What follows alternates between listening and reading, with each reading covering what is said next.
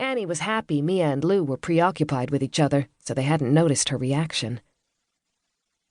Having spotted Lou, Kristin headed straight for Annie and stood at the counter. Just as Mia kissed Annie on the cheek every morning when she arrived, so did Kristin when she bestowed a visit on the second pink bean branch. When Mia kissed her hello, Annie didn't even think about it.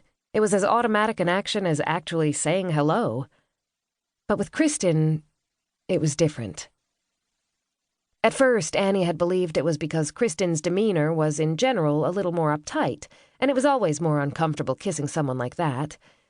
But then she'd had a good hard look in the mirror, probably while she brushed her hair in anticipation of Kristin's arrival, and she had realized it was all down to herself. She was the one having an issue. It had been a disconcerting feeling, one that manifested itself again now as she stood in front of Kristin, thinking of suave ways to peck her on the cheek.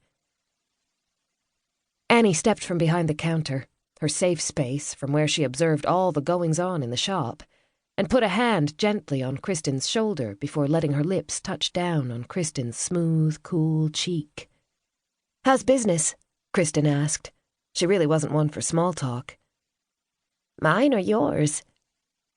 Annie scampered back behind the counter. "Mia will tell me about mine once she's done schmoozing with her girlfriend."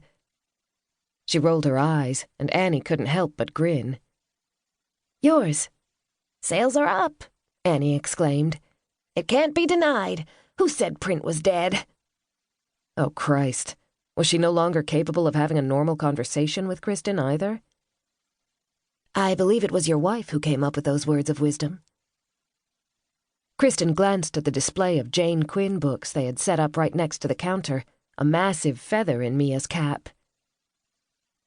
"How are those doing?"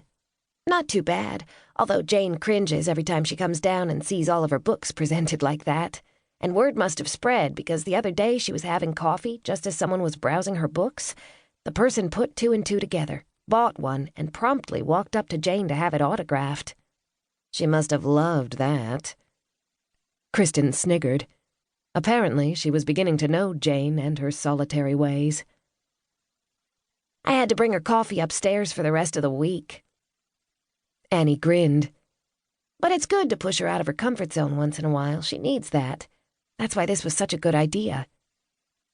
She pointed at the coffee machine, then at the book display. "And this as well.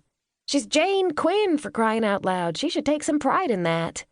"We're all different," Kristin said matter-of-factly. "Aren't we just?" Talking about her wife, who was toiling away upstairs on her next book, made Annie feel guilty about overthinking kissing Kristin hello. "And that's why I love her so dearly. Hello and goodbye." Lou joined them. "I need to rush to Darlinghurst for my next class. Someone's been having a bad influence on my punctuality." Kristin shook her head. "I'll give her a stern talking to." "Please do."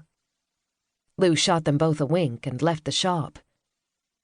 "Talk to you later, Annie," Kristin said, and sat down in the exact same chair she always did, waiting for Mia to join her.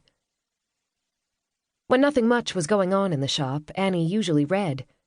She used to easily go through a book a day, but since the Pink Bean had set up shop, she was lucky to make it through a book a week. Today, Annie willed her attention to remain on the book she was reading, but having Kristin in the shop made it that much harder to focus. Chapter 2. Jane had gone through her usual routine, which consisted of nothing more than brewing her own cup of coffee and sitting down in front of her computer, unwashed and dressed in the same comfortable clothes she had worn the day before, and the day before that. Usually it was all she needed to get going, re-immerse herself in her work in progress, and add a good chunk of words before the clock chimed 11. But for the second week in a row, it wasn't happening. She didn't want to tell Annie because she suspected that the reason why she couldn't find the peace of mind required to do deep, focused work was because of what was going on downstairs.